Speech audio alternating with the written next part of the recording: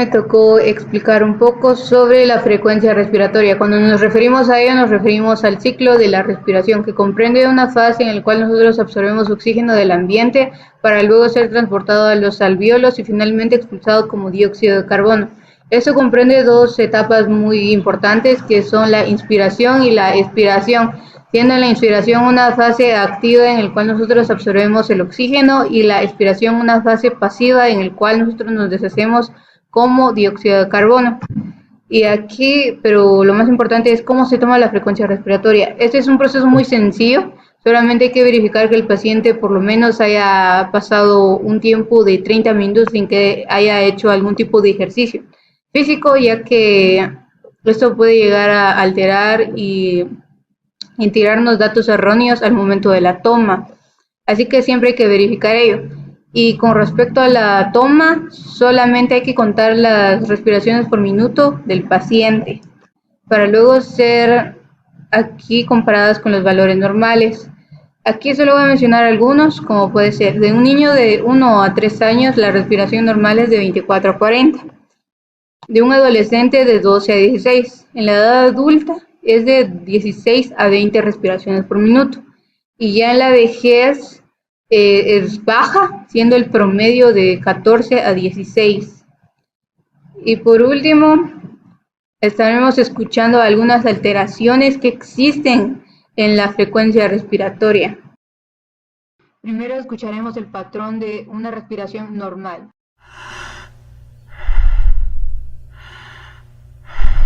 A continuación escucharemos la taquipnea, que es una respiración rápida y que se puede ver en los ataques de pánico o incluso por el simple hecho de hacer ejercicio.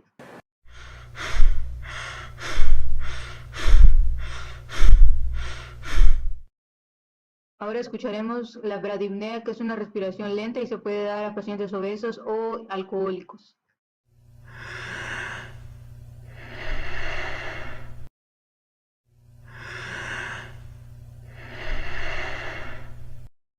También se describe el patrón de respiración de Biot, que es el resultado de una agresión cerebral producto de un accidente cerebrovascular o infección como sífilis.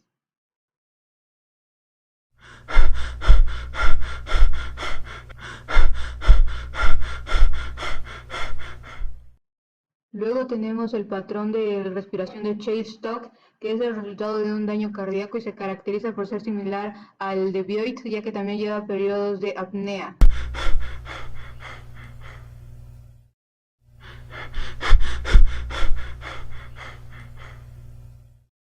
Finalmente tenemos el patrón de respiración de Kussmaul, que está caracterizado por un patrón de respiraciones profundas e irregulares con pausas.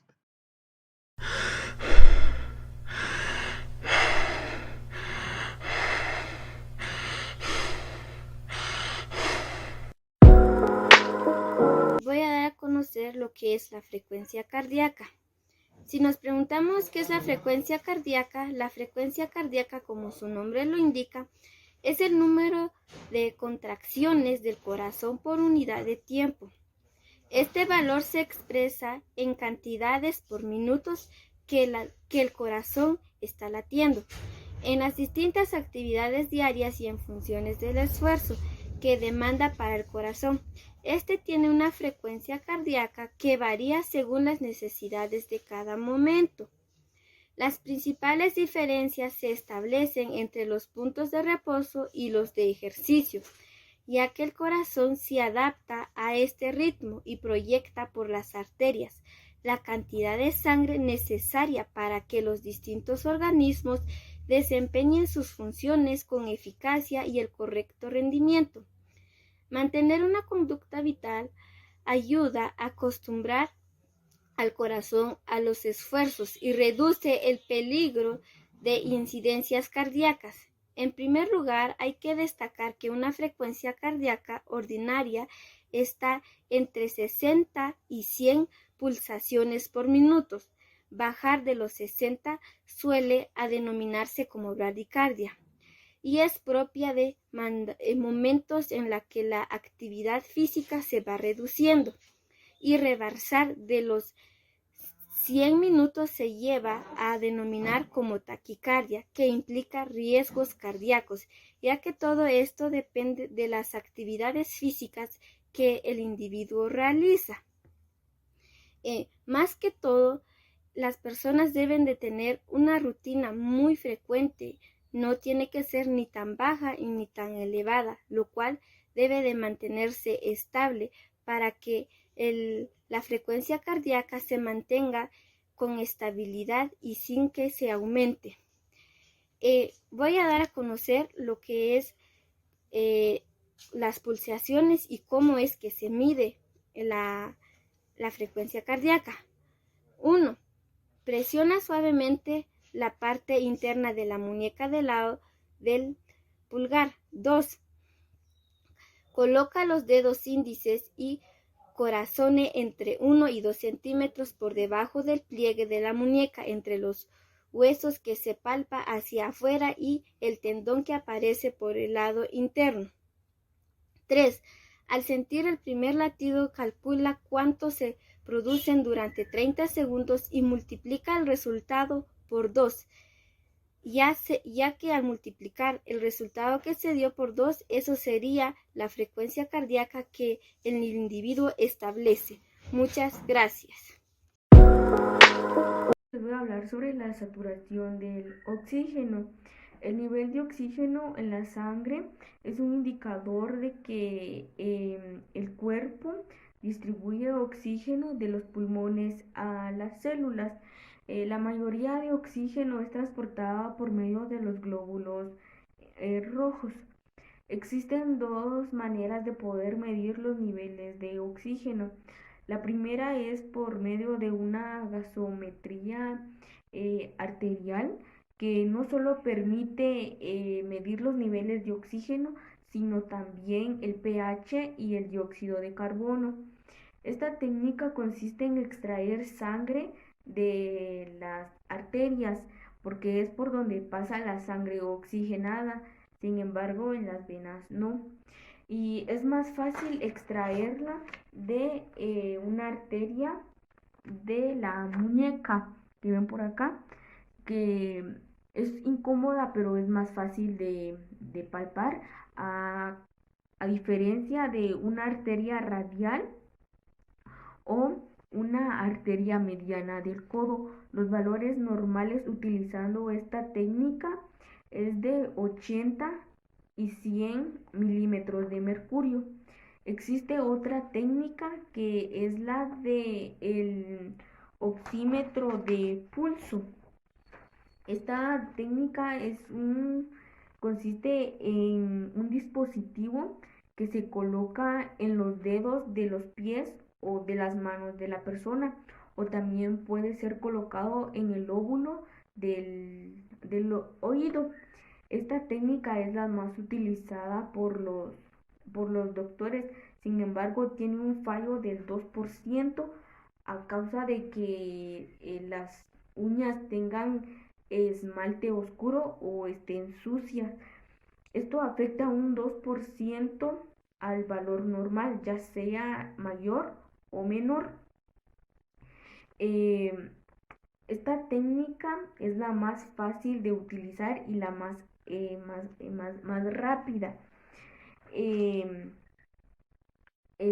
Aquí en estas letritas donde dice SPO2, es ahí donde se puede ver la saturación del oxígeno, y se denomina hipoxemia a la saturación que está por debajo de los valores normales, y los valores que son mayores puede ser a causa de que la persona haya estado con oxígeno anteriormente.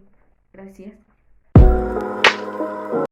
Muy buenas tardes, yo voy a platicar un poquito acerca de lo que es la temperatura.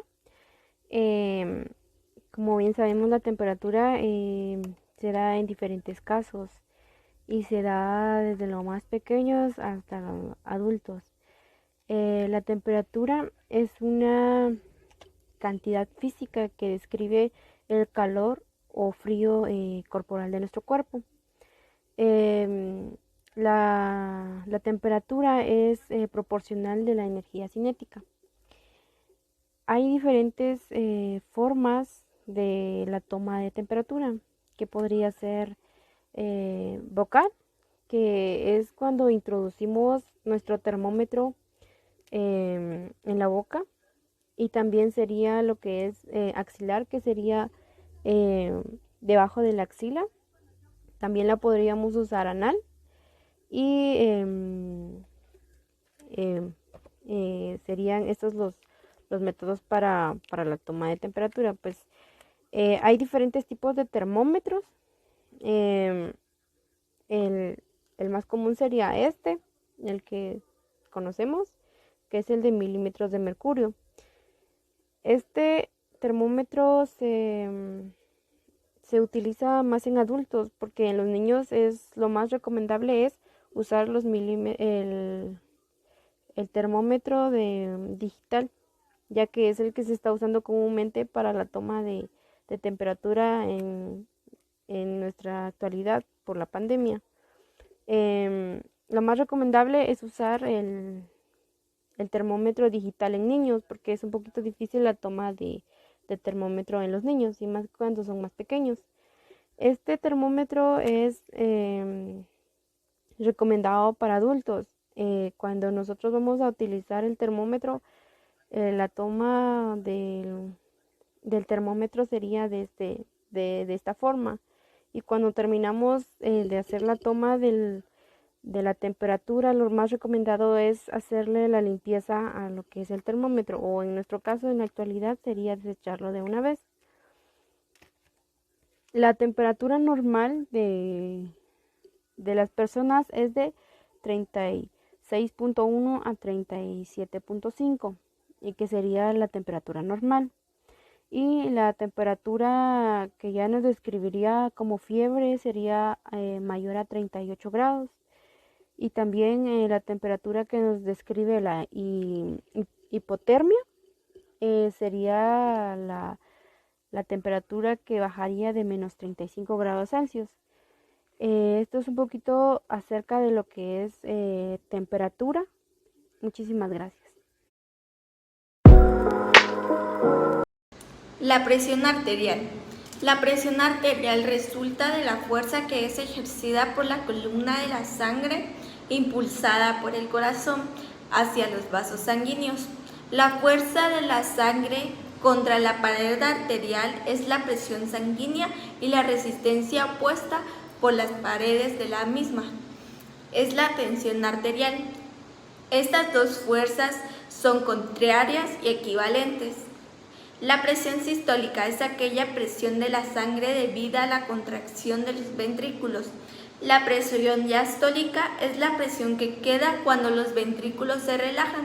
La presión arterial media se calcula con la siguiente fórmula, que es presión sistólica más 2 veces la presión diastólica dividido 3, siendo lo normal una cifra menor de 95 milímetros de mercurio. La presión arterial está determinada por un gasto cardíaco y la resistencia vascular periférica. Por ello, la presión arterial relaja tanto el volumen de eyección de la sangre como la elasticidad de las paredes arteriales.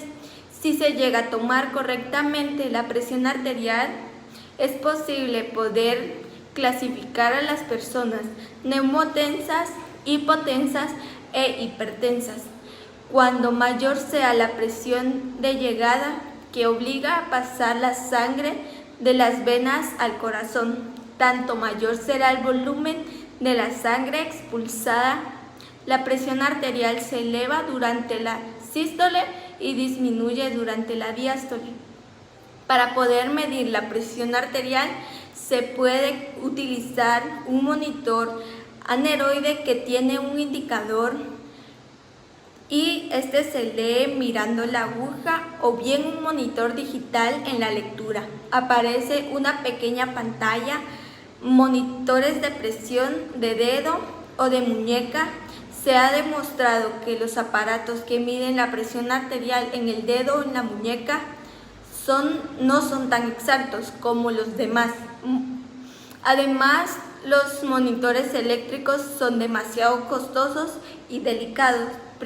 Las principales características del esfigmomanómetro consta de un manguito con una bolsa de goma y comunica con un sistema de medición de forma rectangular que se puede inflar para poder ejercer presión sobre la arteria, que está forrada con una funda de género grueso de mayor longitud, de modo que sea posible rodear el perímetro del brazo para poder girar las presiones y se registran en una escala que puede ser de mercurio, en el reloj o en la pantalla.